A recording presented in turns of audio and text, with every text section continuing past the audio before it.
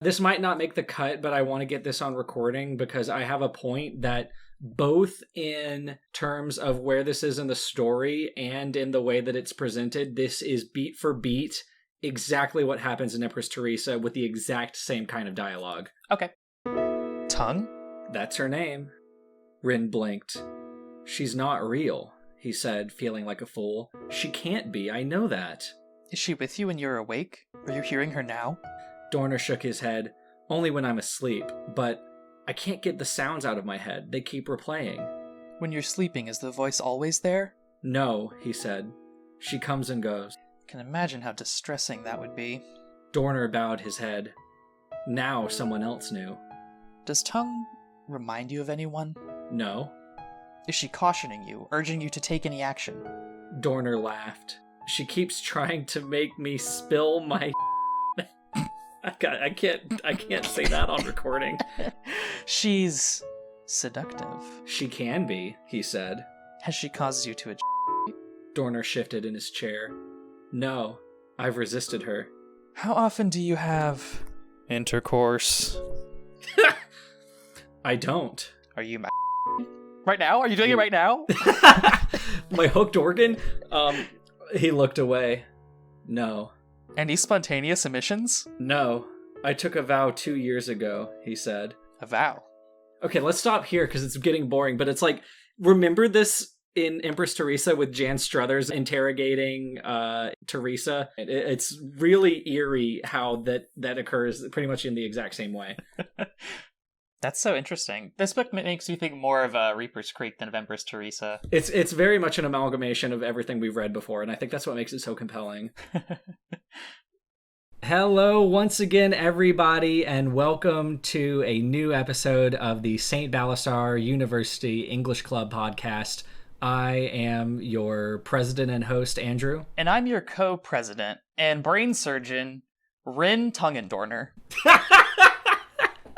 Wow, okay, a neurosurgeon. So you're clearly a really good source to have for a very heady and hardcore science fiction novel like Rin, Tongue, and Dorner by our new member, Richard Shapero, no relation to Ben. Yeah, and as a neurosurgeon and also your good friend and co-president, I have an important scientific question for you. I'm ready. This isn't the question, but would you be honest with me, Andrew?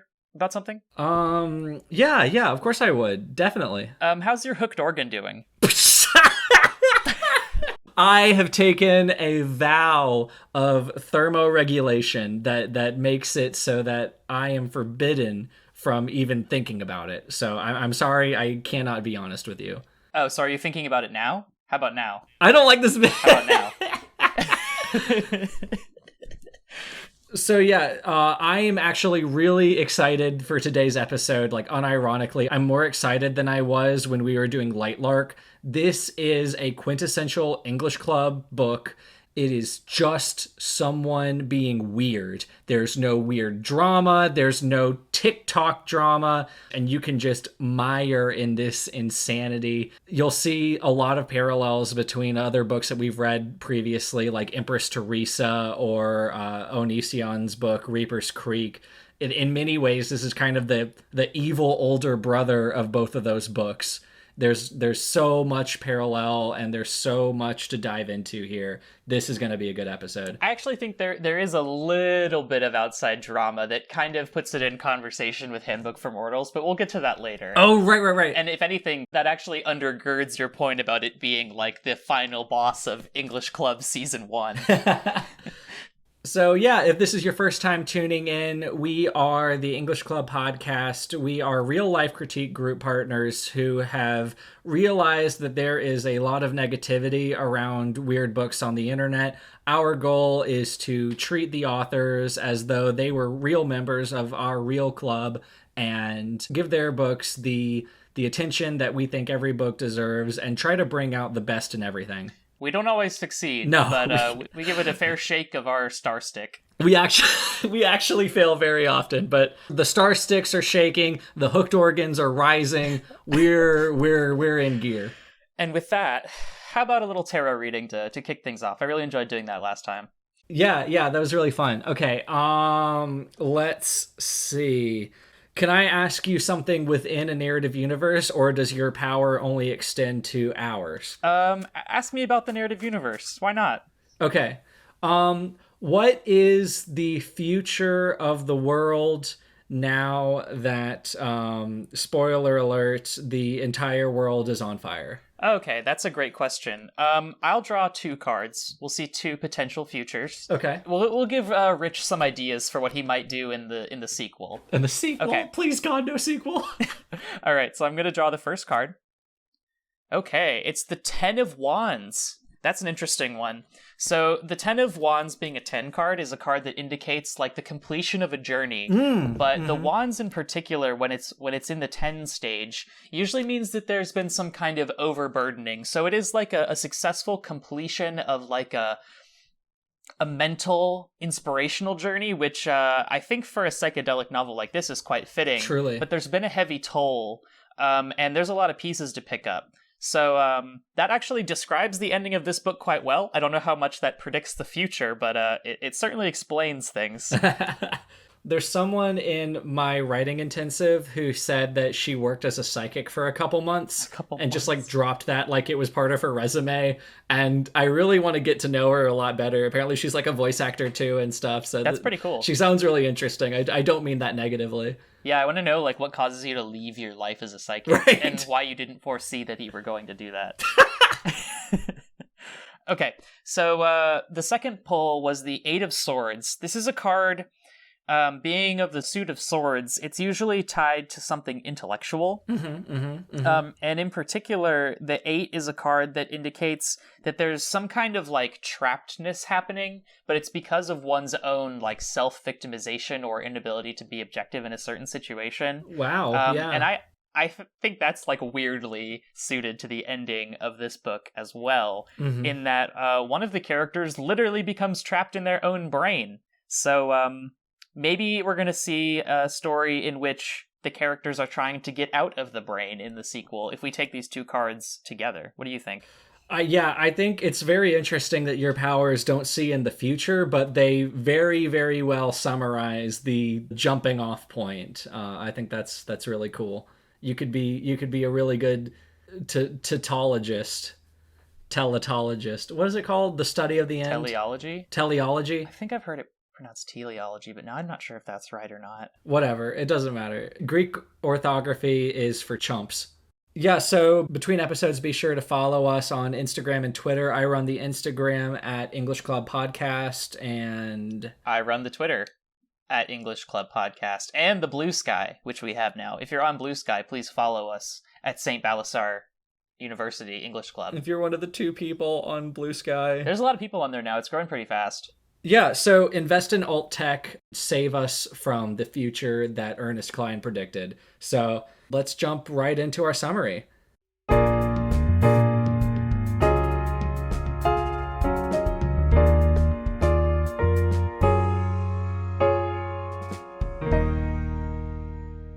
Okay, Joshua, stop me if you've heard this one before. Okay. Because this is a very, very original story. A person of unclear but intense... Stop.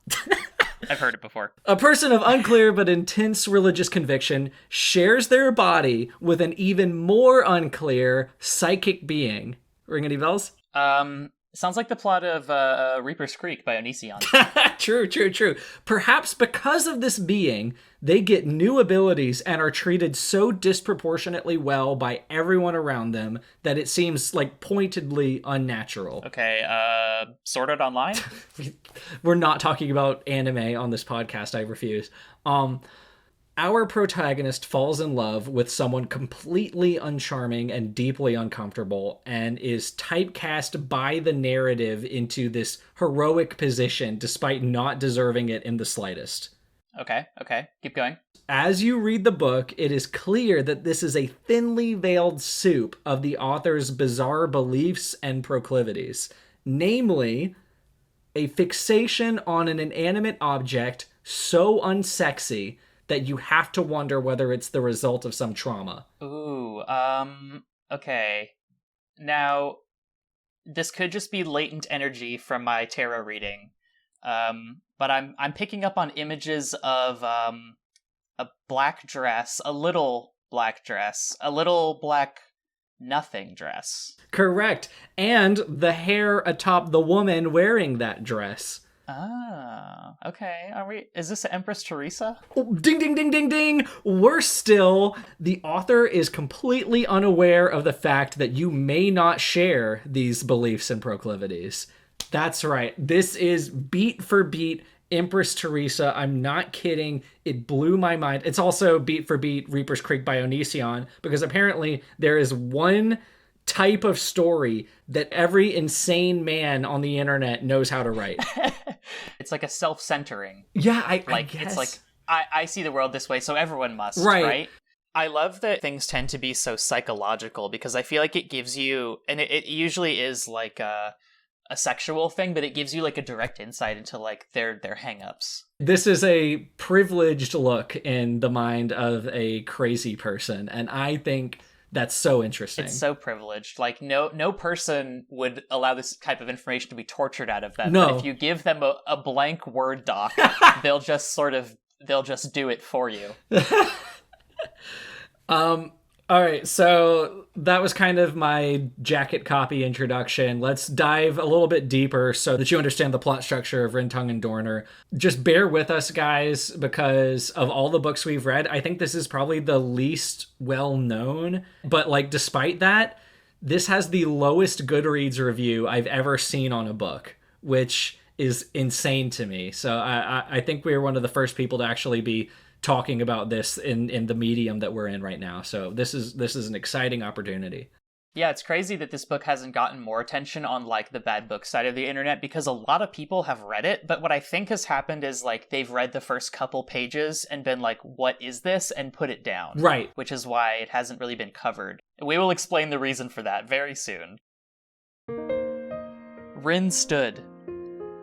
Shrieks traveled her nerves, moans rattled her bones, tongue slid between her lungs and ensnarled her heart, clenching it, wringing it, battering her kidneys and roping her liver. Rin clutched her middle, feeling tongue in her bowels, distending her belly. A dark expectancy churned in Rin's groin. Tongue's jaws yawned at the head of the canal, her scaly length tangling in the tubes and trees. Madness a hidden Rin craved, a bright oblivion was about to be hers. But when she gave herself over, she found herself in the cold. There was heat in Tongue's fangs and rapture in her venom, but it was all for Dorner. So for the summary, I'm going to front load all of the sci-fi fantasy world building stuff, and then Andrew, you'll pick it up with the actual plot synopsis, yes? I'll put it into a Freitag pyramid for you. Thank ye. Alrighty. So, Rin, Tongue, and Dorner by Rich Shapero takes place in a post-climate collapse dystopia. Humanity is fragmented and lives on these like floating cities encased in domes that are heated from the inside by these like massive engines that are built into like the rafts that the cities are floating on. The cities are clustered around the equator because that's naturally the warmest place. And a crack in the glass is tantamount to instant death for everybody inside. So there's an immediate sense of peril.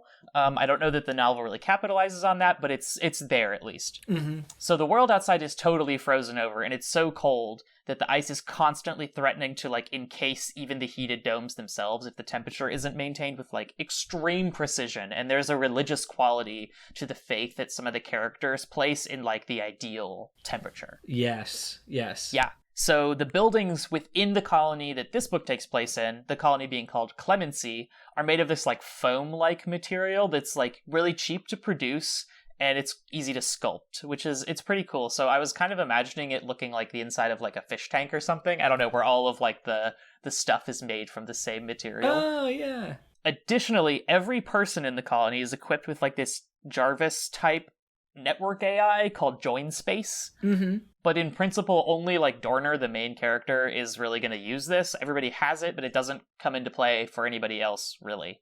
Which is a little bit of a missed opportunity because it doesn't really seem to have any impact on the social dynamics of the world, even though they make a big deal out of it initially. And despite like the imminent peril, I would say that most of the time Clemency feels like pretty utopic. Day to day, characters' lives feel safe. The characters themselves seem happy and fulfilled. And as long as like the engines are not currently failing, which briefly happens during like a short plot arc at the very beginning, like everyone's just kind of chilling. Part of the pun.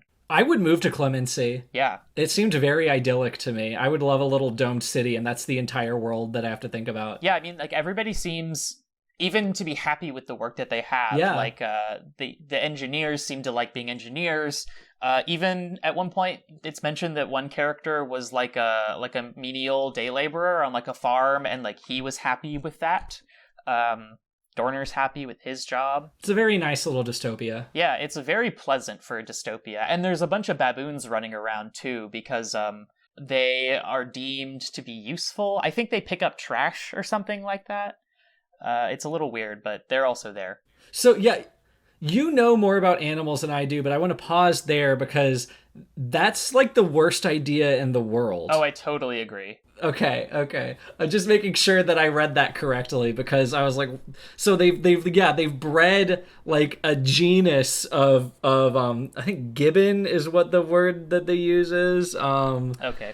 They've bred a genus of monkey that acts like Mr. Mimes and can be kept in the house and help out single mothers clean up, and it's just ridiculous. Anyways, I need to harp on that because that's the craziest part to me is the monkeys. It is exactly like Mr. Mime or like the penguin from Evangelion. Yes, it's like Pin. Like, it just lives in your house and is like a little comedy relief character. We will get to the Pin equivalent of this book.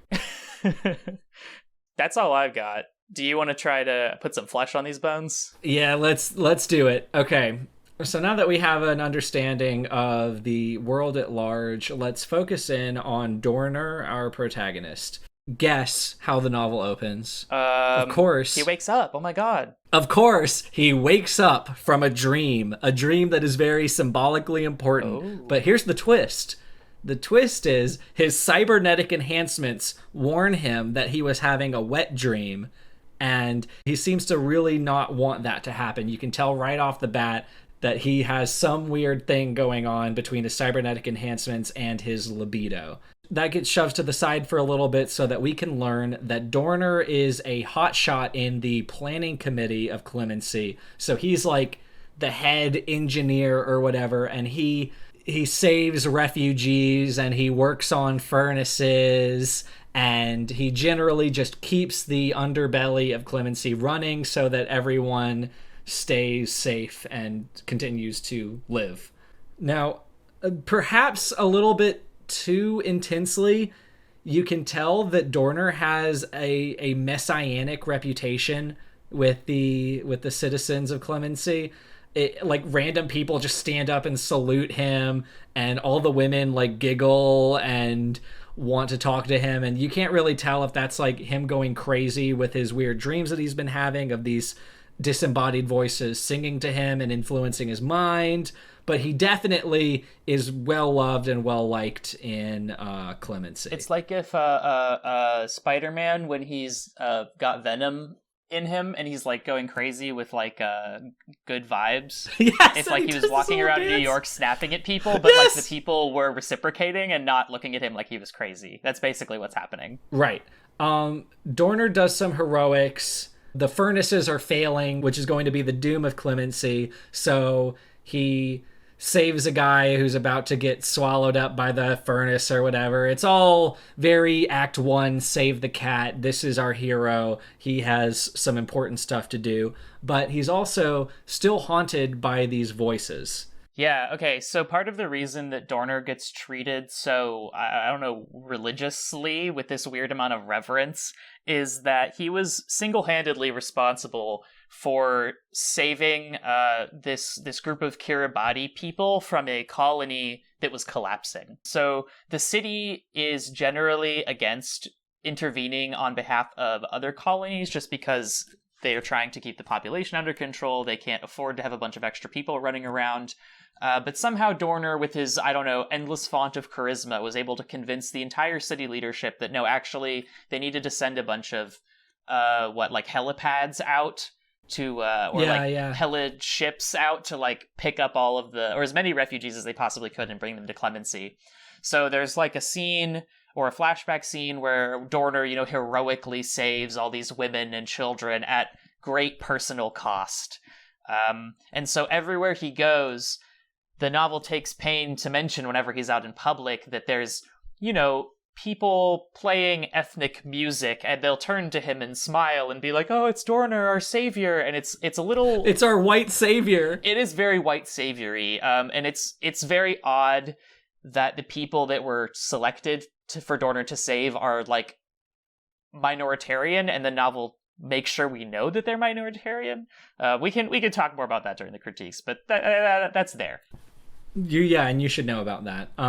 The dreams intensify, and Dorner visits the local neuroscience clinic and meets Rin. It's a hospital, and meets Rin, who is like a neurosurgeon. And he does his little intake meeting, and you can tell there's some initial attraction, and Rin is very dismissive of the idea that these dreams, that these disembodied singing voices that he's been hearing are anything other than manifestations of his horniness.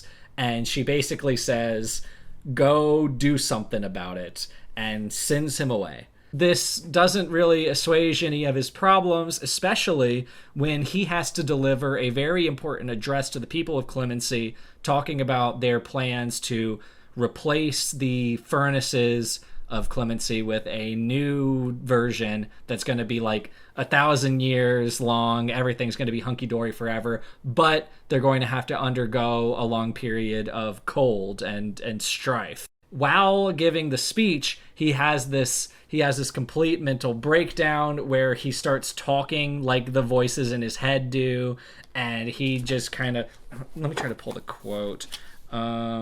Oh, I found it. It's long, but basically a small selection of things he shouts to the entire colony to hear.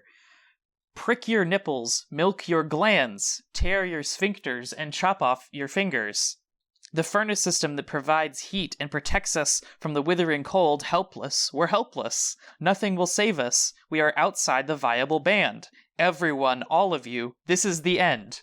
There's more, but I think you get the idea. Yeah, and Tongue talks like that throughout, even when she's not possessing Dorner, and I think that's an interesting thing about her. She chooses really gross strings of words that are thematically related to the situation, and you can tell that she's just this evil, gross entity. Yeah, she always talks in like these like big sweeping statements. Right. It's never normal stuff. It's always grand ideas with her. Right. So clearly there's a problem here, and Rin realizes this, and she has this new neuroscience technology called straddling. Because of course it is. Because of freaking course it is, to go through Dorner's subconscious and his physical brain or whatever, and lo and behold, Tongue is a physical growth, a physical entity that is in Dorner's brain. Don't worry about remembering that part, because it kind of goes away until the end, but Tongue physically exists, but they can't remove her because, I don't know, like it'll be dangerous to his brain or whatever. So they have to address it through the subconscious. And Dorner's brain, which he will eventually call Vapos because that is the code name for the Furnace Project. Don't worry about it. It's whatever. It is this fleshy mountainscape with a bunch of ambiguously named features like the cabbage or the ovum. The mermaid's wake. The mermaid's wake, and these are never defined. We just kind of have to accept that this is a ambiguous realm where nothing makes sense. I have no idea what he means by cabbage or mermaid's wake, We just kind of have to be along for the ride. Everything is so hyper imagistic, and when it's not being like bizarre like the cabbage, it's being sexual by describing, these like undulating pink mounds or these bursting boluses and it's nasty. Heaps of whatever or running liquids. It's so grotesque and it's over the top. Right. So, for some reason, all of this is in service of this out-of-nowhere romance between Rin and Dorner. They fall in love and, I guess, have relations a couple times. Let's see. Dorner reveals his tragic backstory. Yeah, so, it's a little bit like The Reader, if anybody out there has read that book, or at least it wants to be like The Reader. In that, so Dorner was basically groomed as like a young adult by this adult woman. As a 12-year-old.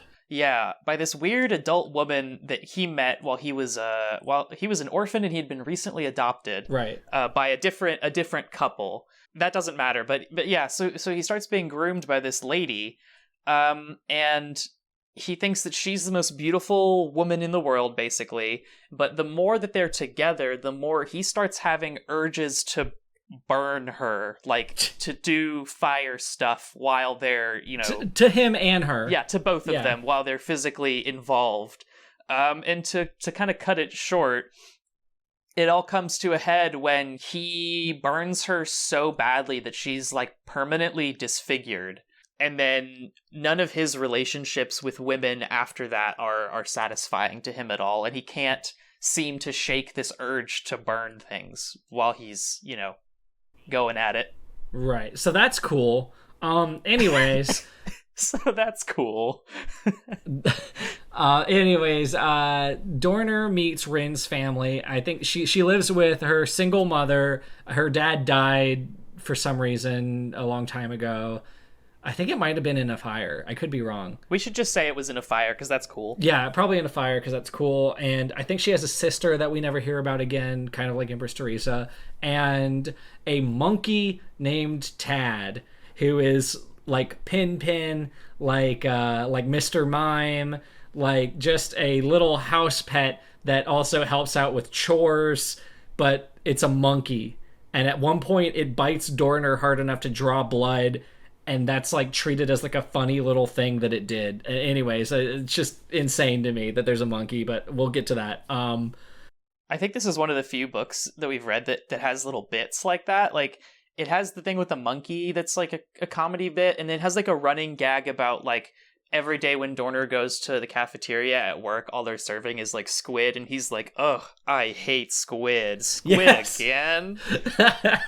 And it's such a weird, unnecessary, and tonally so bizarre, not suitable addition to this book. So there's like this really late fun and games montage where you think that they have therapied Dorner into putting Tongue at bay, and they go along with the furnace project. Everything seems to be going really well. Then we learn that Yoelis is still stalking Dorner from afar.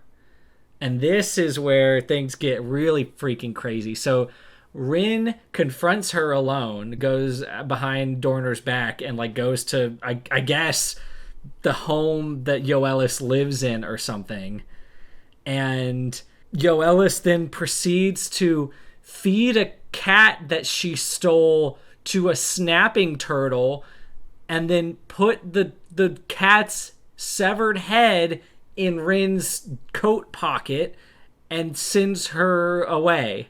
Yeah, they're just like out behind some old ruined buildings. Like it seems like this area of town exists only for this scene. But yeah, she like kills a cat in front of Rin and then just walks up to her and puts its severed head in her pocket. And it's so frankly told and so bizarre that it seems like it's a dream. Like you're expecting... And the scene ends! Yeah, you're expecting the next scene to be like, and then she woke up. But no, it just happens. And then she did something with the severed cat head in her... Oh my god, it's so awful. I just adopted a cat. It was legitimately very, very hard for me to read. Anyways, so Rin realizes that this just makes Dorner all the more attractive, so they proceed to try to experiment with fire sex. There's this montage where like she comes to work with like little burns on her, and like she's just like, oh, they don't understand, they're shaming me, they're so boring. And like her mom is like, hey, he's hurting you. And she's like, oh no, I love him, he's the one for me. Oh, well, she's like giggling like a college student going to class with hickeys on her neck, and like like as if she were, you know, sweeping her hair aside so that everyone would see them and be like, ah, ha, ha, see, I have sex. But it's like, no, like your body is being like really damaged. Right, yeah, you can't do this forever. And okay, so apparently we learn that Tongue and Yoelis are linked through some resurgence of Tongue, and it really starts to make Dorner go cuckoo. Everything's very ambiguous from this point on, and I blame Dorner's psyche for the reason that is. But they try to have, like, I think they intended to die. They tried to have fire sex, Rin and Dorner, in the furnace, like the whole ass furnace of the domed city, but then get caught before they can seal the deal somehow. Right? Am I following that right? I honestly don't know if they were trying to die or not. It was really weird the way this scene just kind of pops up. Well, they were speaking so intensely and so insanely that I was just kind of assuming that this would be some last hurrah for them or whatever. I don't know. I have no idea. I mean, like at this point they've gone pretty deep into Dorner's mind a couple of times, yeah, and it seems like maybe things are under control, but right. I think he's trying to like recontextualize the fire sex, like sort of replace its association with Yoelis with an association with Rin or something, and he feels like this is the ultimate way to do it. I don't know. Rin and Dorner's love intensifies through all of these things, and eventually they're like, oh, well, we need to get married so that Tongue no longer means anything to me. And they're like, oh, but we don't have a ring. And Joshua actually asked me offline while we were reading this to predict what I thought would happen with the cat collar. And the fact that I'm mentioning this now probably tells you that Rin's bright, romantic, wonderful idea is to use the bloody cat collar whom she received in a very disturbing exchange with his groomer as a wedding ring. So that's really cool.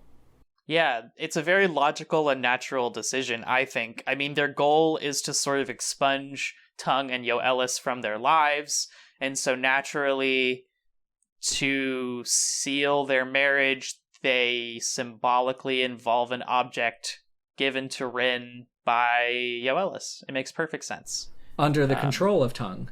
So yeah. That's awesome. I love you, Rich. You really know how to write a through line. So whatever. You're so normal. Yeah. So their marital bliss is interrupted by what I thought for freaking sure was a dream sequence, but apparently was not. So they have like fire dreams, and they wake up like cased in stone or something, like ash, and they like physically break out of it as though reborn, and have visions of Rin's father coming back to life as a charred corpse and killing Rin's mother. Yeah. Apparently this happened in real life, because they go to Rin's apartment and find that Rin's mother is like in critical condition, and later on she dies in the hospital. So basically somehow Tongue was able to resurrect the charred remains of Rin's father and send it to kill Rin's mother. That's not the only person she could control and send to strange locations, though. Yep, because they arrive just in time for a fire party. Every single named character hitherto comes to the apartment at 4 a.m. and they're talking crazy. They must have driven their DUI, driving under the influence of it, as in tongue. Tongue is like controlling all of their minds, and they are just burning themselves to death. It's so weird. It's so mean-spirited. You just get these long-winded like descriptions of people saying, we belong to tongue now, and then burning to death. And then physically there starts to be a firestorm, and like a meteor shower, and it destroys the dome, and it's just, or it threatens to destroy the dome at least. And it's just crazy. So Rin and Dorner rush to the hospital because they're like, we need to deal with Tong once and for all. And like the B plot of every cartoon in the world, there's like a, let's shrink ourselves down into a tiny boat and address something in the body of our hero. And except it's somehow, allegedly symbolic. Right. I think it's like a VR thing. I don't think like it's a physical shrinking thing, but it's so ambiguously described, it might as well have been shrunken down. I mean, because Rin is still on the outside actually cutting his head open to try to get the tumor out of his brain. But also, like, they're flying, she's still, like, straddling him and going through his mind somehow. It's all very vague. Anyway, so it's like the final boss of Dorner's mind, and they go through, like, this pantheon of statues dedicated to the women that Dorner has found attractive. And lo and behold, one of them is Rin's mother. Rin's mother, who has not been described as someone who Dorner has been particularly interested in, even interpersonally. And Rin is just like, this just makes me love you all the more. Like, she just drops it like that. It's not even a big deal, which is awesome. Super great. So things are getting crazy. Fire is raining down from the sky. The world as we know it is over.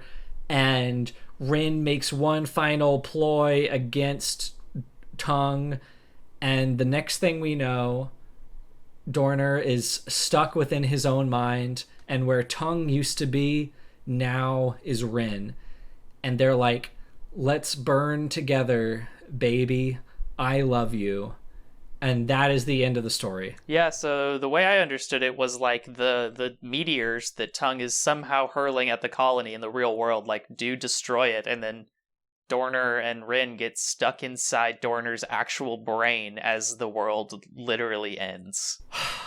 Like, Rin becomes his tumor. Like, right. The female love interest becomes physically a part of the male main character. At the risk of getting into our later segments, we really kind of need to address this as a whole. So much is ambiguous after the 75% mark, especially, that I had to keep guessing whether or not something was a dream. Joshua mentioned it in the cat thing. That's really where you started to see that something was going on. But throughout, it's just really gross and oversexed and mean-spirited. It feels like George R.R. Martin's worst short story. It feels like one of those dream song sci-fis that he used to do before Game of Thrones, and it's about as weird and gross, but with none of the not talent, but none of the purpose, I think. The book is striving for so much of its runtime to be very cerebral and symbolic, right? That for, like you're saying, like at least the last quarter of it, you're constantly expecting there to be like a reveal that Dorner has been hallucinating a lot of this, or that it's just been a dream, or that they've been trapped in his mind for longer than you thought.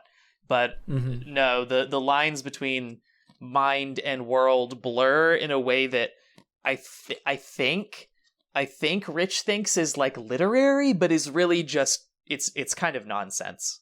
Yeah.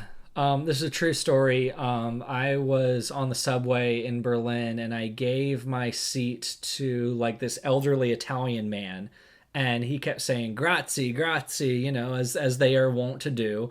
I don't know any Italian, but I listen to a lot of Italian music. I happened to be listening to an Italian song at the time, and in my consternation, I just say the first Italian words that come to mind, which is tempesta di fuoco, which means firestorm. And this sweet old Italian man just stares at me in the most confounded disappointment.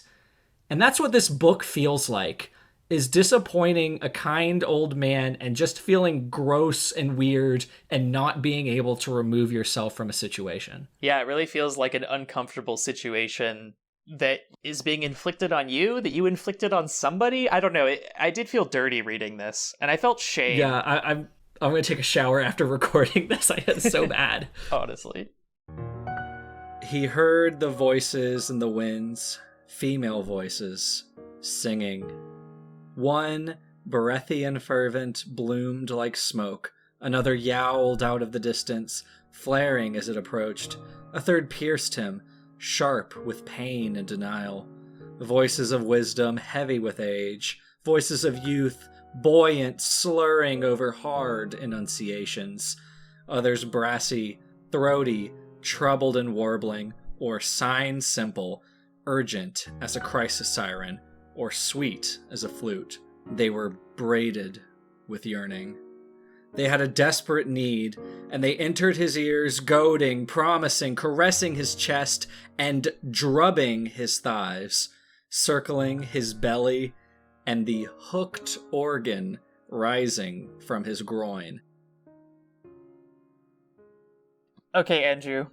Great work with that summary. I didn't have it in me, but you carried us through. Let's hop on over to talking about what we liked about this novel, because there's definitely stuff to praise. No, okay, so for the first 25% of this book, I thought you guys were all crazy on Goodreads because I liked it. So to that point, you mentioned something in our intro about like people probably just read 5 pages of it and put it down because it was awful. So let's jump in right to that part. The on paper world building that gets completely swept aside by the middle of the story, but was there at one point, is really, really cool. So I almost gave up on page 1 with the hooked organ crap and all the cybernetic enhancements that tell you whether you have a wet dream. I thought it was just going to be like completely random. But cyberpunk thermoregulation anti-sex cult is a completely different value proposition than I'm a weird, crazy person and this is my sci-fi story. I could see a reality where this cult that Dorner is a part of is a much more present part of the story, and already the promise that we're given is very, very compelling. I'd be very interested to see in how this develops. Yeah, I feel like a lot of like commercial fic type writing advice books will say like there's no original ideas, so the best you can hope for is to combine things that haven't yet been combined and try to get an interesting result. Part of me wonders if this book is following that line of thought, because like you said, it's a kind of compelling initially sort of soup of seemingly unrelated things that, at least for like a good quarter of the book or so, like gel together in a surprising way. There's a cool tension between the high-tech sci-fi-ness of it and the like seemingly supernatural flavor that tongue brings. Mm-hmm. Unfortunately, I don't think those two things ever find a good balance or a compelling imbalance. But it's nice that they gave it a shot. Yeah, and you can keep the gross sex stuff and have this all come together. Rich, I recommend you watch the cartoon Eon Flux, that old MTV thing. I don't like that show a lot, but it has all of the same trappings that you do. It's a sci-fi thing. Everything is like way too sexy, but in this really gross way. And all of that kind of comes together under this kind of literary or at least overeducated umbrella. And I think if you take some cues from that, you could have a lot better of a result with this. I think Rich needs to experiment with writing different stories, perhaps, and we can talk more about what that means later. But I think Rich might be sort of trapped in a a prison of his own design. Yeah, his own subconscious in a way. He's his own tongue. Yeah, he's his own. That was okay. That's multifaceted. That's layered in a way that this book would be proud of. I also wanted to say, because I feel like I'm usually the one that brings up the like nuts and bolts stuff, that there's places where the prose in this book is actually just really good. I hate the dialogue, which I'll talk about later, but sometimes the descriptions of things in the real world, sentence to sentence wise, like craft wise, is very nice. Yeah. Things flow well. It's clear what is occurring. Sometimes there's some novel descriptions of things in the real world. I don't know. It feels nice. It establishes a good tone. I don't know. No, I agree. I'm really trying to.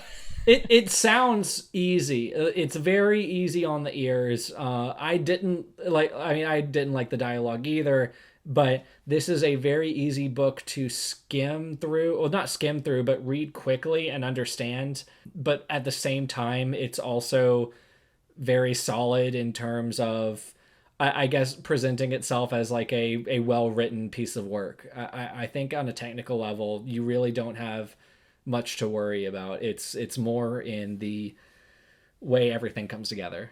Yeah, there's like a certain smoothness that it has. And since we're comparing this to Empress Theresa or Reaper's Creek, like if you read either of those or a page of either of those and then you read a page of this, it would be evident which writer is like the best at writing something with a good flow to it. Absolutely. It just is, it's clean. I love tongue. You what? I love tongue. You what? Shut up. Norman, I'm so sorry, man, but you need to take notes from this guy. Like, I love the way that she talks. I love the things that she says. I love the ambiguity of what she actually wants and what she represents. You can tell reading what she says that she is not human but still sapient, and that makes her unsettling in a good way, like a movie monster, like you're looking down a eldritch beast or something. It's so cool. Yeah, she's like striving for something, but it's unclear what, and in that way it is clear that the novel is striving for something more than just entertainment. I think this has an advantage over something like Empress Theresa, where by design Hal was more insensate and stupid and could be programmed. Having to wrangle with a creature that feels like it operates on a completely alien logic is a lot more interesting and tense over a story than I'm teaching my space jellyfish how to throw a ball really fast so I can get a softball scholarship. Yeah, Dorner should have had a reticle in the center of his vision. That would have made the book better. Oh my god, it so would. Who do you think would win in a fight? Tongue or the body from Reaper's Creek? Ooh, isn't the body like literally more powerful than God? Yes.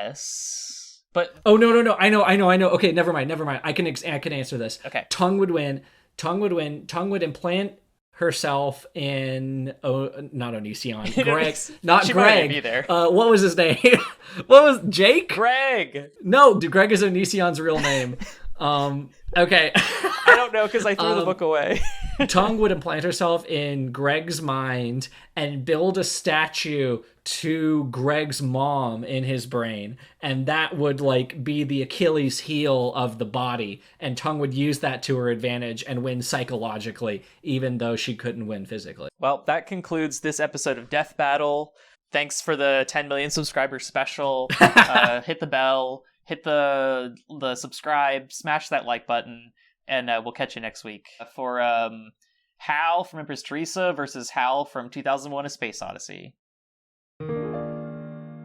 This is extra textual, but I do like a hustler.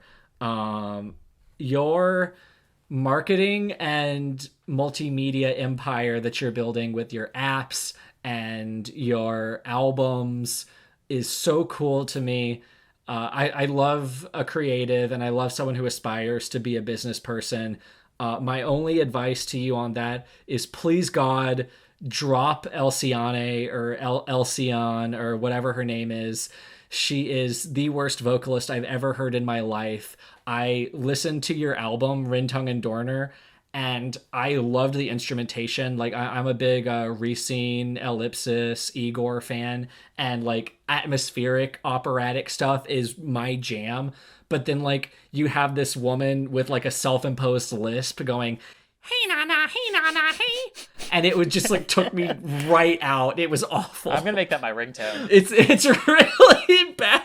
Like, please God, drop that woman.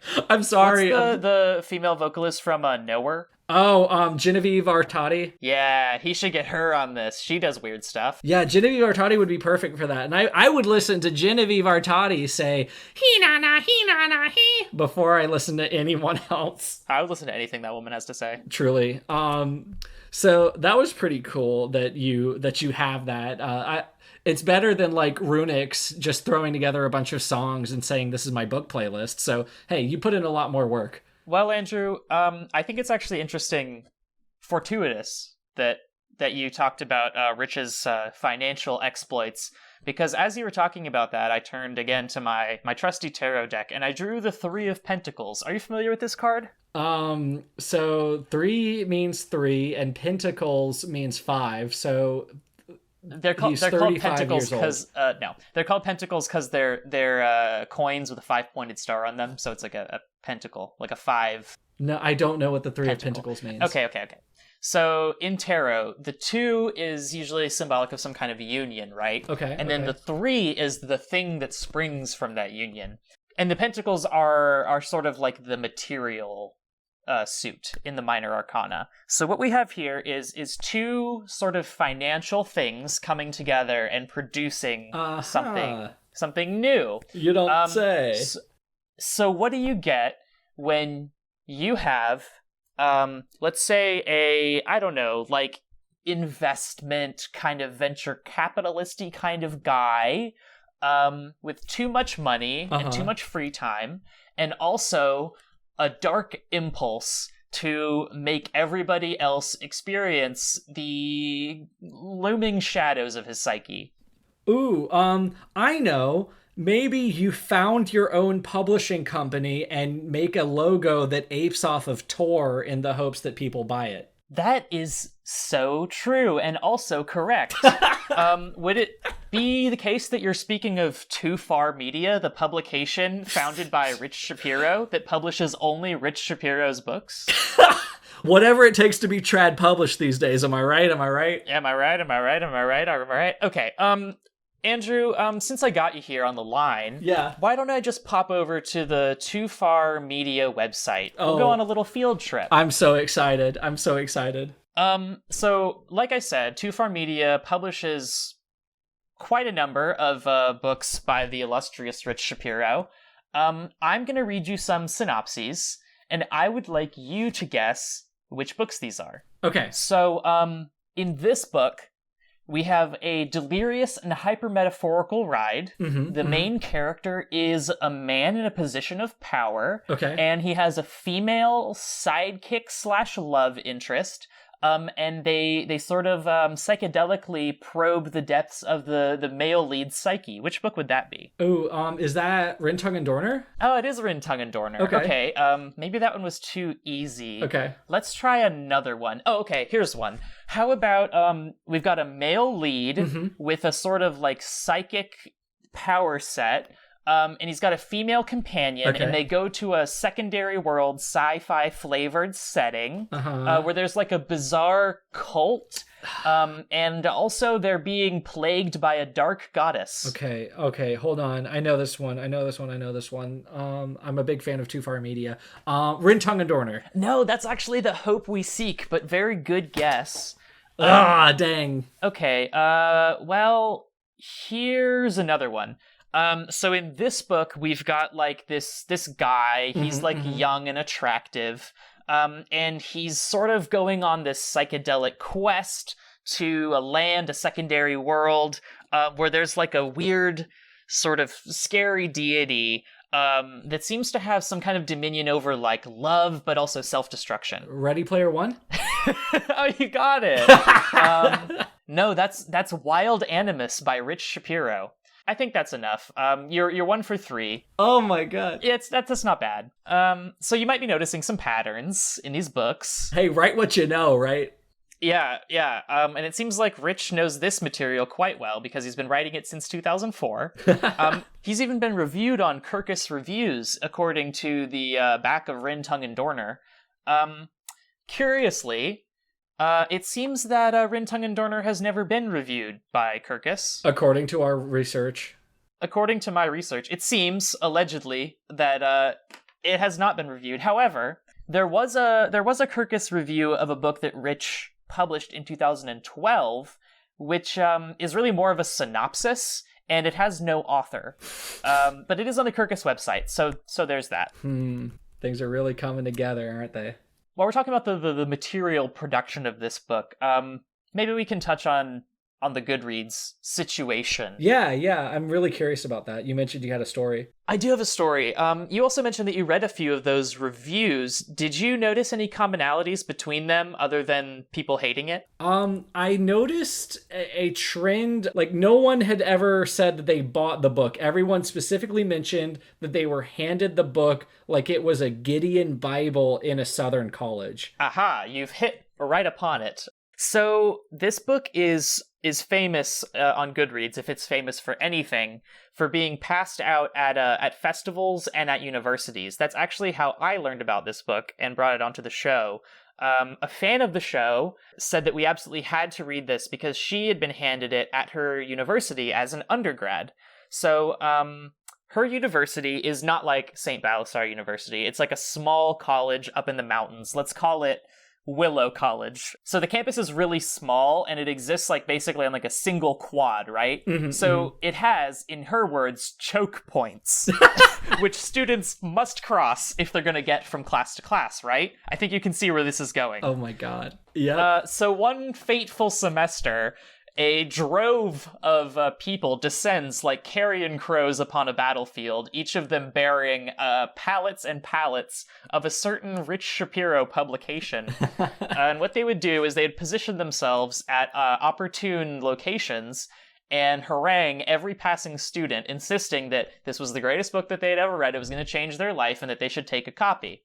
This went on for like a couple weeks, but again, this is a small college, Willow College is. Right. So what inevitably occurred was that there were more books than students. So I think the book hander-outers eventually realized this, and they just kind of left, and they left all of the books on the campus.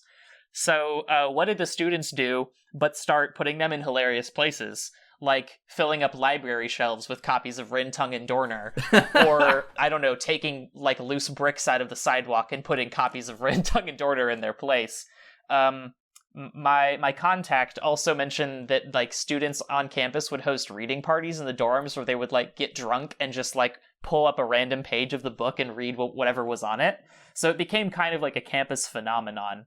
And apparently Willow College was not the only school afflicted by this. If you go into the Goodreads, that's the main thing that you'll see about it. So I just think that that's an interesting little bit of history.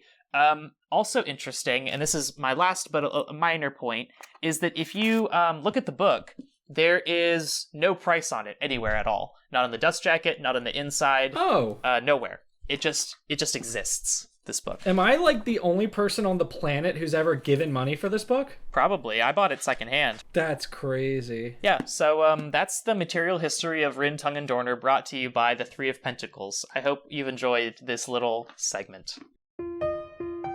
When Rin turned, she saw a scarlet flame 30 feet away, switching like a serpent's tail. Above, on a shelf, a lone statue stood, Udress in her youth. Rin approached. Tongue's moons watched. Her mother's back was straight, shoulders rounded, one arm by her side, the other raised. She had the same charm and vivacity Rin had admired and cherished, but she carried none of the burden. Rin heard Dorner's steps halt behind her. The silence was deathly. Without looking, Rin knew. Tongue was gloating. You felt that way about my mother, Rin said. So yeah, he has this girl's mom in his pantheon of women that he finds hot. and it just gets dropped out of nowhere. Kind of like in Onision's book. Yeah. Funny how this all repeats itself. Dropped in both senses, honestly. Like the way it's dropped in and then dropped out of the story, like literally on the same page. Correct, yeah. Passed through. This is always the hardest part for us. We really don't like being negative, but there is some room for improvement that we found reading your book. And we thought we'd give you some advice on maybe different ways you could improve or things that we noticed that might be a problem moving forward. Oh, wait, there's stuff you didn't like about this book? Oh, Joshua, I could go on for a long time, but you want to get started with a couple things for Rich? Well, I guess if I think about it and also pull up this detailed Word document of all the things I didn't like, I might be able to come up with something. Yeah, okay. Let's start with a softball for old Richie Rich. Yep. The dialogue, I hated it a lot. So, I didn't hate the dialogue. What do you mean you hated it? Okay, Andrew, this is going to make you reevaluate everything that you've ever thought. Are you ready? I'm ready. Okay, so do you remember in real St. Balthasar University English Club, like our first meeting ever that we shared together, I submitted that one story with a female protagonist, and one of the members of the club said that she was too male? Yes, I remember that. And then do you remember how she said that, like, men think in boxes where everything is logical and step by step, and women think like balls of string where everything is like free association and it's tangled and it's confusing? Yeah, she was being very cisnormative. I actually thought that everybody in this book talked like a man. Okay. Well, yeah, that's probably true. Literally, all of the dialogue is too economical. And when I say talked like a man, I don't mean a real man, because I obviously don't think that there's a single way that men talk. What I mean is that everybody talks like the male lead of like a 90s like action thriller, where everybody is so direct, they're so to the point, they're so focused on literally whatever is occurring around them, and if they're not like doing that to advance the plot, then they're saying like some weird horny thing, like when Rin is like, science tells us that when we get horny, the amygdala shrinks and we become like animals. And it's like lizards. It's like a man wrote this. A male man wrote this. A male man. Male man. Yeah, I guess I gave it a pass because I took it as voice after a while, but I absolutely see the point there. Maybe you could get some female beta readers for, if nothing else, sensitivity, because not to be cisnormative myself, but I do agree that the male energy here is probably disproportionate and off the charts. Might want to rein it back if we want to have this strong female neuroscientist character. Yeah, I really felt the Kenergy and I did not like it. Yeah, Kenergy/neg.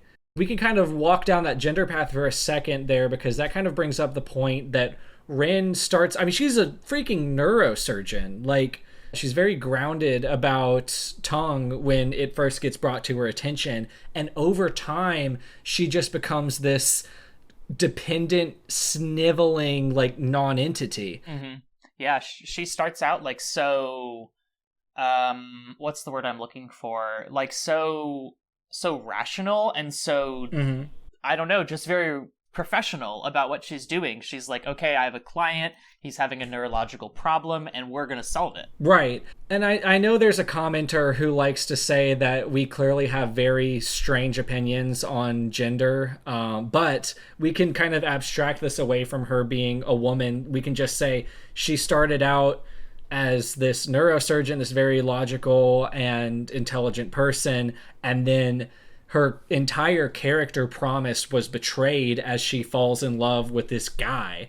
And I feel like we lost so much. We kind of get it back a little bit because she's doing like vague neurosurgeon stuff when she's trying to fight tongue, but it just feels so odd because it's in service of not having the apocalypse happen, and even that's too late, so it rings very hollow in the end. Yeah, and to meet this book on its own terms and try to read it symbolically in the way that it seems to wish to be read, I mean, by the end of the novel, she is spiritually, mentally, and physically subsumed into the male main character.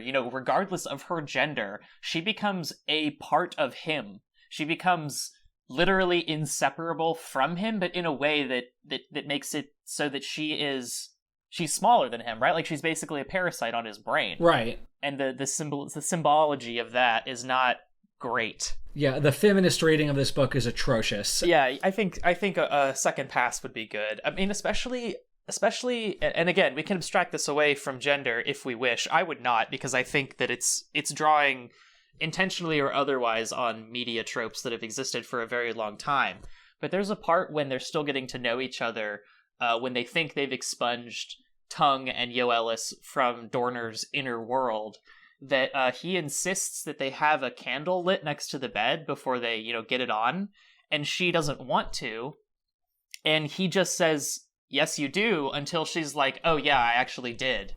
And then it's so bad. And then we switch into her perspective, and they do the deed, and then she has the best time she's ever had, and we then learn that he has burned her without her consent during the act, and the narrative never critiques this, and in fact, Dorner is treated as righteous and noble for having done so, because he gave her this ultimate pleasure, even though she had said, "I don't want fire involved." And that's not a message you want to be sending to readers. No.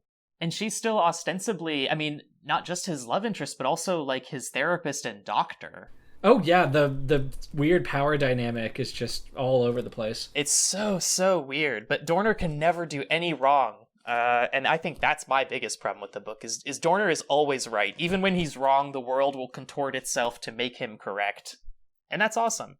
And I've talked a lot here, but I think the biggest example of that I can think of right now is after he has his sort of psychotic break that the entire city witnesses, everyone just kind of forgets about it. He has to go into hiding for like a minute to let the PR disaster blow over, but then like he gets right back into public life. Yeah. And everyone's like, "Hey, Dorner, how's it going?" And he's like, "Good, I'm the main character." And they're like, "I know, and I want to have sex with you." Right. So. And this is a hard sell to maybe other members of the English club, but my suggestion in that regards is I would see about making Dorner more of a Mary Sue.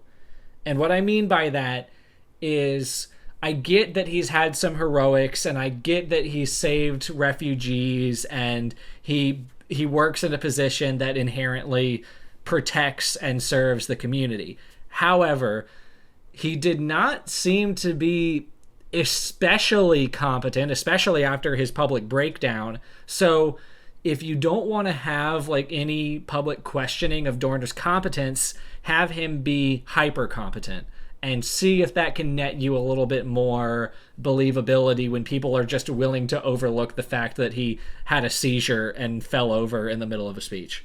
You think that would fix it? I think it's worth a try. I don't think it would fix it in that it would make it like a better book, but I think it would make it more narratively solid. Okay, maybe it would be more internally consistent, if nothing else. Yeah, sorry, that's a better term for it. Internal consistency. If we're going to have people who treat like this is the problem with Empress Theresa, is that she is not a perfect character, but everyone treats her like she is. Yeah, you're right. You could just have Dorner as an iconic Superman kind of character and have Rin play off of that. Rich, I have a feeling you did this on purpose, but the geography of Dorner's mind made absolutely no sense. I'll leave it at that because we've talked about it before, but I have a feeling that you don't really want us to have like a map of Dorner's brain or anything like that. But just in case you didn't mean to do it, I just want to let you know that at no point did I understand what anything going on in Dorner's brain actually meant. It certainly doesn't help that he's adding proper noun named locations up into the final pages. I mean, I think the first time we hear about like the temple trunk is in the last section of the book. Yeah, and they're never really explain. There's the cabbage. I keep coming back to that because that's the weirdest one. The mermaid wake or whatever. It's all like we're not told what this represents. It's not like his frontal cortex in story form. It's just a cabbage in his brain.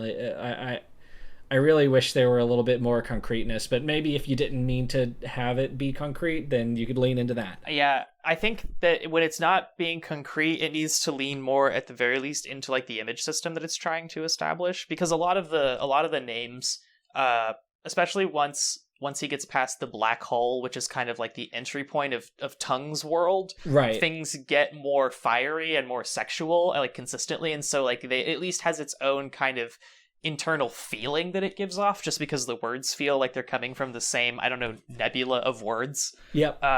But there's weird stuff that stands out even inside there. Like whenever, like the more control Dorner gets of navigating Tung's world, he eventually learns how to turn himself silver, and he can turn himself into a bird. Oh yeah. And he can like stretch himself. Yeah, and it was totally unclear to me what that was trying to point towards, like on a symbolic level. No, and there might not have been one. It might just be weird subconscious nonsense on purpose.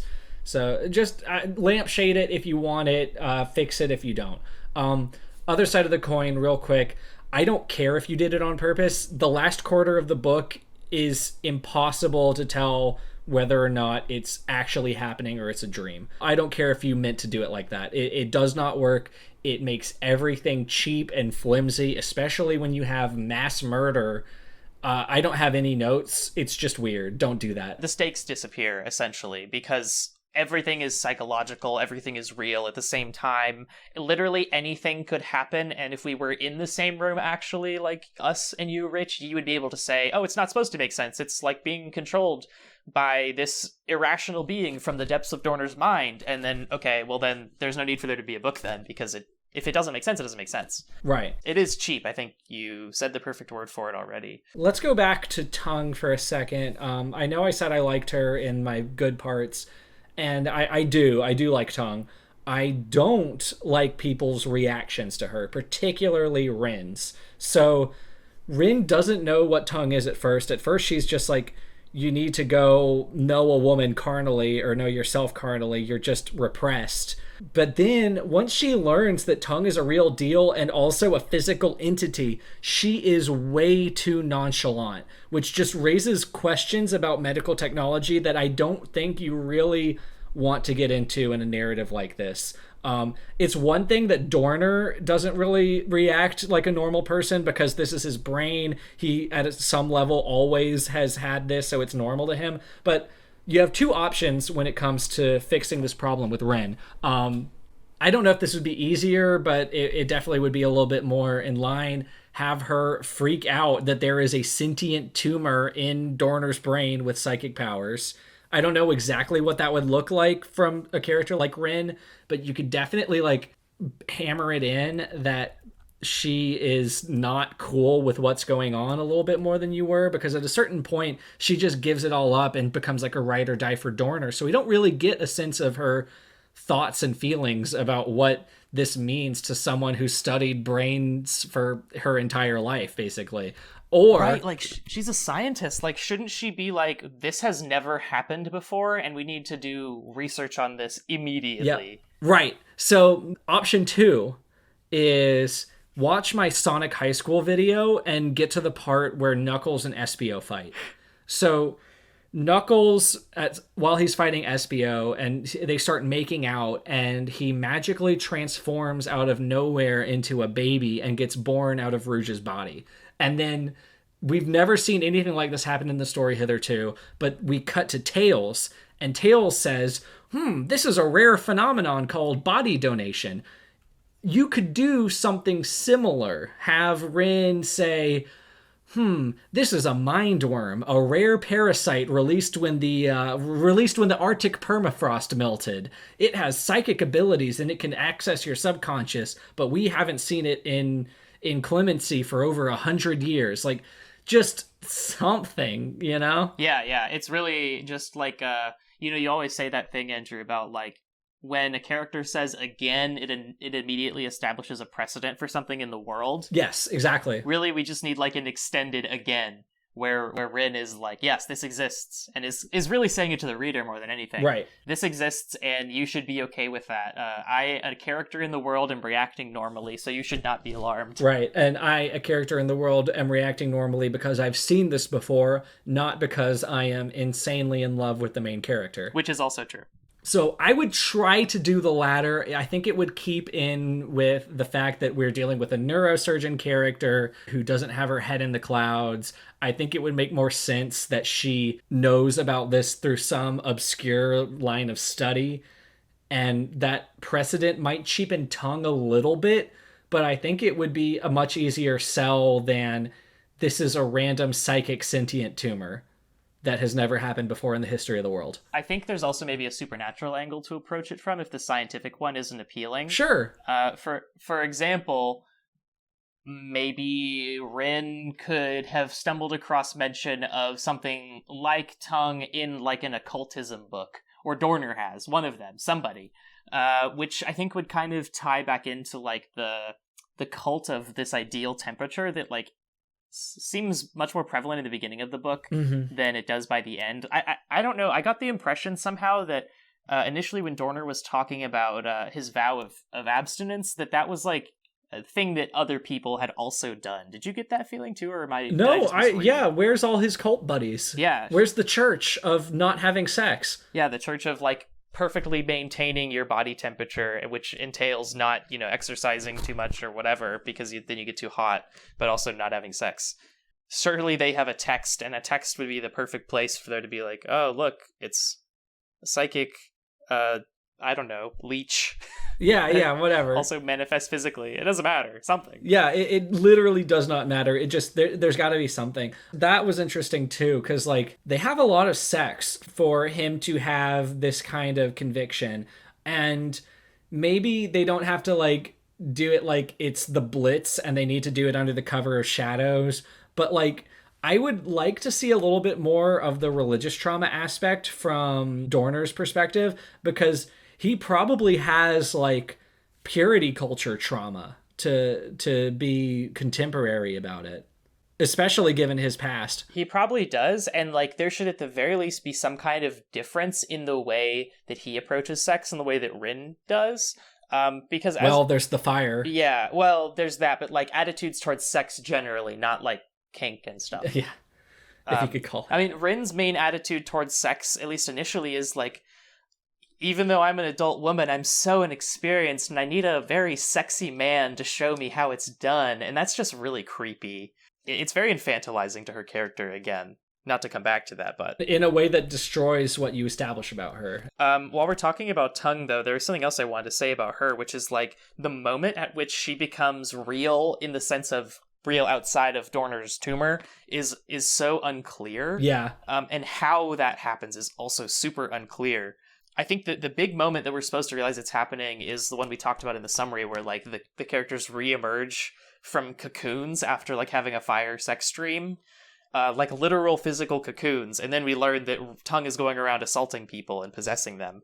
How did she get this ability and why now? I really have no idea. Was this maybe foreshadowed? Because like there's a couple parts in chapters 1 and 2 where he'll go to a restaurant and wonder if maybe the waitress is eye banging him. And I thought at first it was just because he was like a big hero and everyone loved him. But retrospectively, maybe there was some aspect of Tongue influencing them. So what, like Tongue was there all along? Question mark? Yeah, okay, I like that idea. I could definitely read the book that way, and I think that's pretty cool. But I like, how did she get that ability, and what is causing her to grow in power in the background this whole time? His love of fire. I guess it just seems like it just happens. It really does just happen. Okay, little subtle escalations before even the cocoon thing. What if she has like low-grade telekinesis and he's having a romantic date with Rin and it hands her an ice cream and Tongue flicks the ice cream cone out of his hand. Something to creep us into summoning fireballs and possessing minds. You could put that in a fun and games montage somewhere. I think the answer might lie in your idea, which is to have Tongue be a pre-established entity in the world.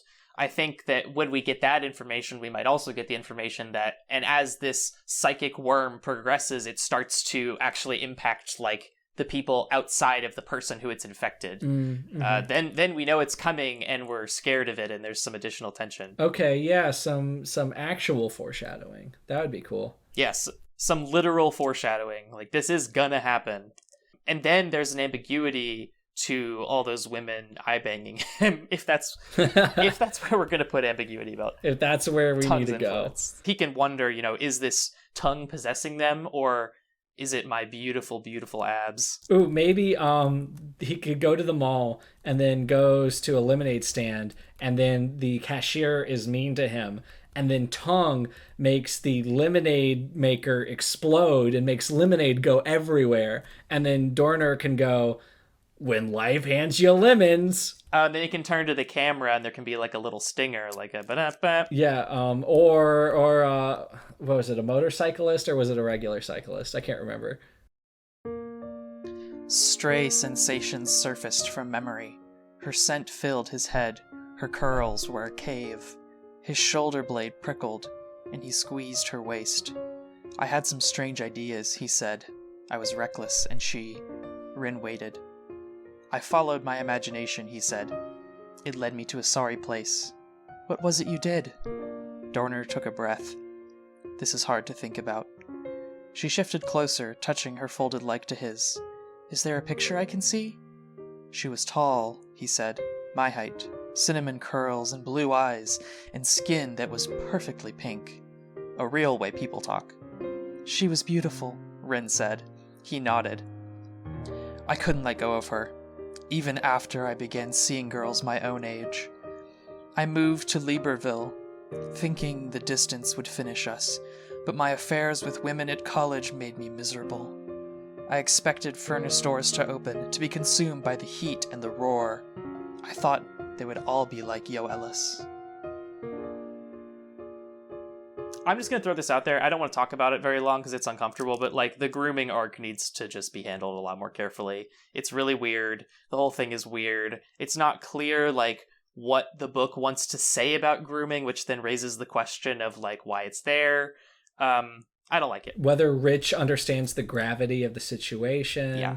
Yeah, there are a lot of questions from that one. Same thing goes for the Kiribati rescue scene and all of its implications. Like, why does this white man in a position of power and influence need to rescue this minority group? And then why do they always have to be playing like ethnic music in the background of scenes? Very intentionally othered based on their race and their culture and their style of music. It's just so weird. Like, why is Kiribati raced in that way when the people of Clemency are kind of portrayed as, like, raceless? I mean, it even says they are at one point, right? Because Rin, when she's first described, it says that, like, oh, there's no race in Clemency anymore, but there's something Asian about her, which is so... Oh, God, that was so awful. Yeah. People's race is only mentioned when it's not white and when it's, like, for a reason that, like, Dorner gets to profit off of in some way, whether it's Rin's attractiveness or his ability to be a hero for rescuing this culture of people. It's just, yeah, hire some sensitivity readers. I don't care. Just fix it. Fix it. This is my big one. My grandparents would always save the best Christmas present for last, and this is my last big Christmas present for you, Rich.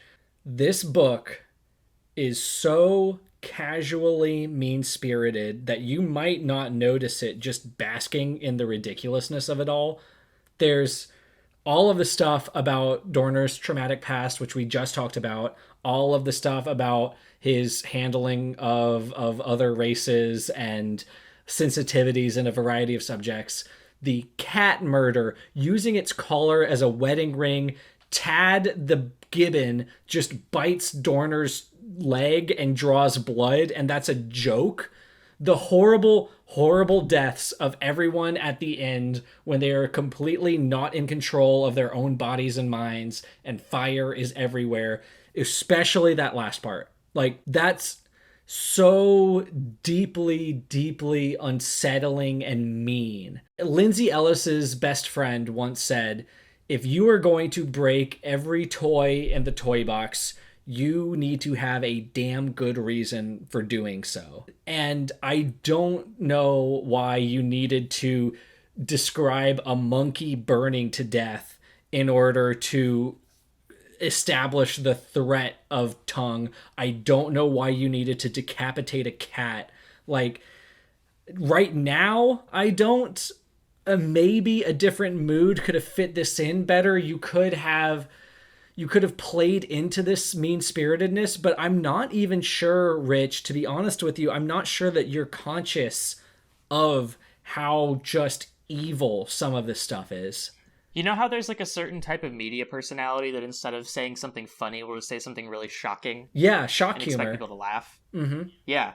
I think this is doing the same thing, but for like horror, and through that horror, literary depth in some way. I think the novel thinks that if it can be visceral and surprising enough, then that'll somehow elevate it to a higher plane of writing. It elevated it to a higher place of my nausea, but like, I get what you're saying. That's probably 100% true. Just a lot of this just didn't need to happen, to be frank. Yeah, it shows up in a certain type of like novice poetry as well.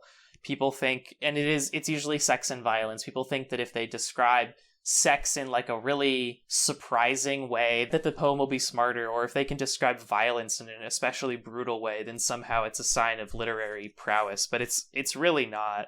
I don't know how else to say it. It's not a great critique, but it's not helping the book. Yeah, and I mean, I like shock humor, so you can use those principles to better effect.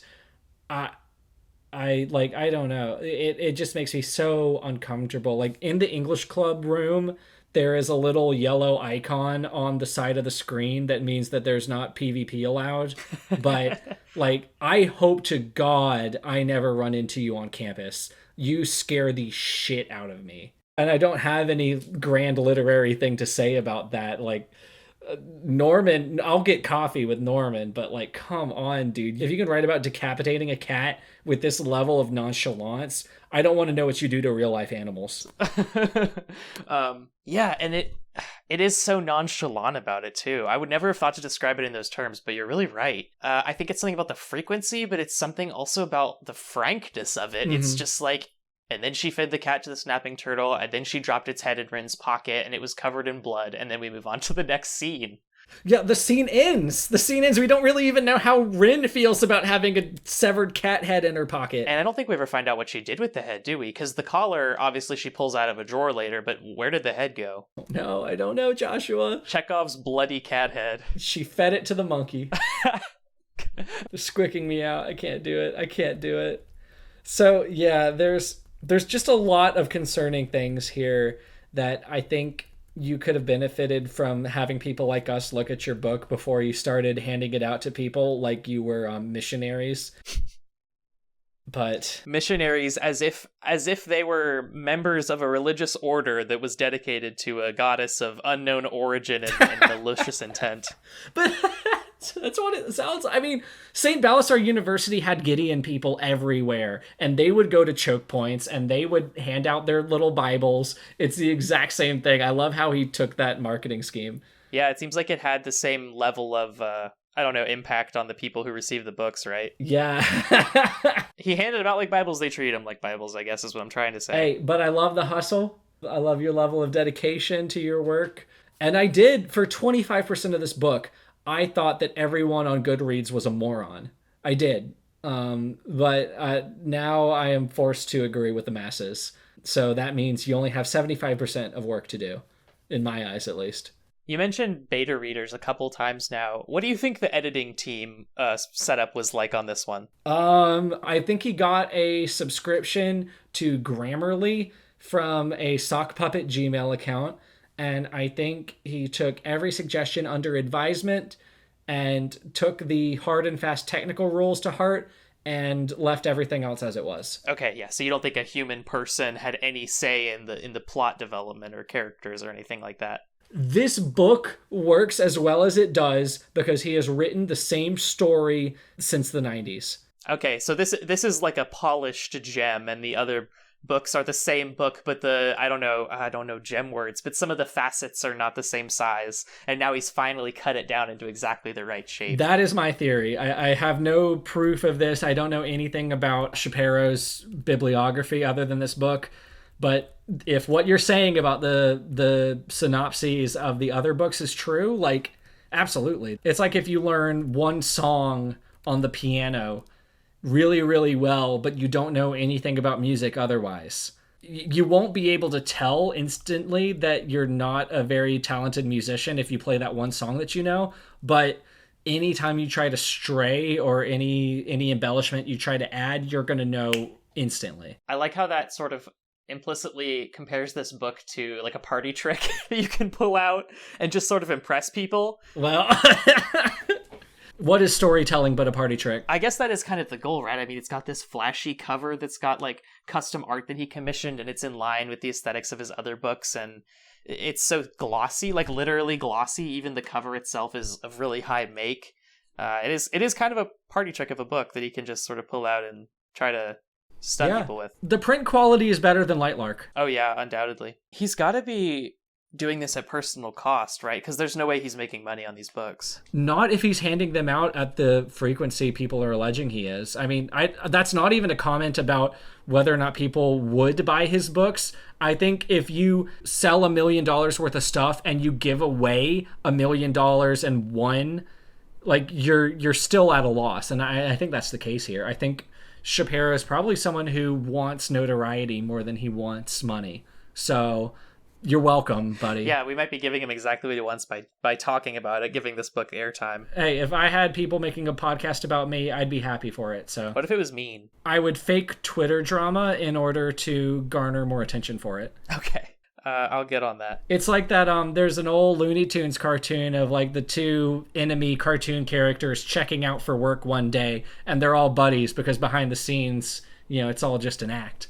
That's what I'll be like. You and Rich with my drama. Knocking back a couple of cold ones after the on-air light switches off. Yep. I'm calling you out, Rich. Start start Instagram drama with me, because I'm not on the Twitter. I did try to start a fight with Barry Galaska on your account, so sorry about that. I hope you have to deal with the fallout. On the Twitter? Yeah, on the Twitter. I hacked on your Twitter. Oh, not the Twitter hacking. Not again. Hey, you really just built a world in one word with that. Did you notice that? How you created precedence for my character? It's incredible. The power of literature, man. Wild stuff. It's insane how I'm literally taught in college. Your theories are heard in classrooms across the country. My theories have been heard in a classroom. All the way from Willow College to the Pacific Ocean. Rin didn't see the humor. "Please," Dorner said. "No pity. If I exceeded my prospects, it was because I refused to think of myself as a victim." Well, Rich, I know that we kind of got a little tense towards the end there, but it comes from a place of love. I really find a lot of the stuff that you're working with here very compelling. This feels like a lot of things that I do like. So I think with a little bit of polishing and a little bit more sensitivity, things can really look well for you. And maybe this story that you've written time and time again could become something even greater. Yeah, there's actually another book coming out that sounds similar to this one, we'll say, pretty soon. So maybe we should check that one out and see if it's the same gem but sharper. Yeah, I can't wait. You're definitely coming back one day, just because I'm so fascinated by what these other books might be, not about, because we know what they're about, but what they might be like. Maybe we can draw a line of your development over time. That would be fun to do. Oh yeah, we could chart them all. Well, that's neither here nor there. Be sure to tune into our next episode. We are doing another half and half premise. I got my writing intensive and Joshua's back in school, so we're going to be a little bit more busy than we normally are. So expect some low effort content coming out. We're doing half of Fourth Wing. We are so excited. People have been recommending that a lot. So I'm really excited to dig into that. It's going to be a ride, but I really enjoyed today's episode. It's so great to just talk about a weirdo and not have to worry about TikTok, and maybe we can make our theories about this guy, but ultimately it doesn't matter because he's not really hurting anyone other than the colleges that he floods with his books. Yeah, he's killing the environment. He is engendering the very disaster on which Rintung and Dorner is premised with all of his book printing. So when the fires descend and gibbons are running around in flames, you know who to blame. That's Rich Shapero, richshapero.com, CEO probably, or at least beneficial owner of Too Far Media. Be sure not to listen to the album because it's really, really bad, but it was almost good and it drives me insane, more so if it was just bad.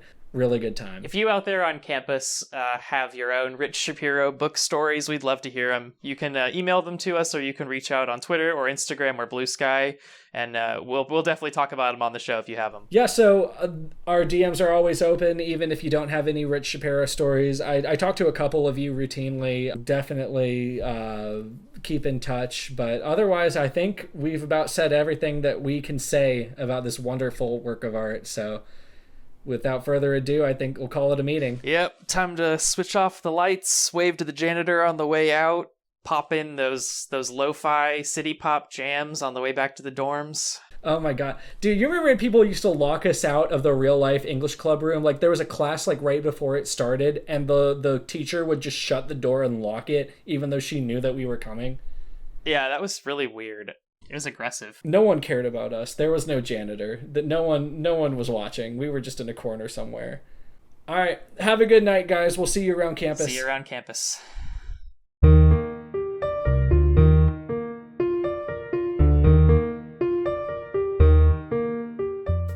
I've never been like that with a man, Rin said. You didn't seem frightened. Science tells us. She eyed him coyly. When the amygdala shrinks, it cedes power to the reptilian brain. You were a glorious reptile, Dorner said. God. Dun dun dun dun dun. Okay.